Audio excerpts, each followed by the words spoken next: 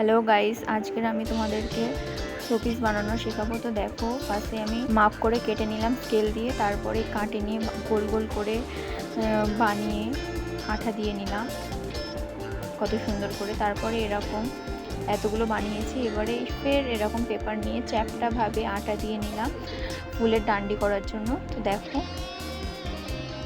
তারপরে colouring paper নিলাম, নিয়ে এরকম মাপ নিয়ে কেটে নিলাম। কেটে সিঁড়ি সিঁড়ি মতন এপার ওপার করে করে দুদিক থেকে কেটে নিলাম ফুলের, যাতে দেখতে সুন্দর লাগে। তো মাঝখান থেকে আঠা দিয়ে নিলে এবার কত সুন্দর একটা ফুল হয়ে গেছে, তোমরা দেখতেই পাচ্ছ। তারপরে ফের রেড কালারটা আমি দুপাশ থেকে মুড়ে সাইড থেকে কাটলাম, এটা দেখতে অন্যরকম লাগবে।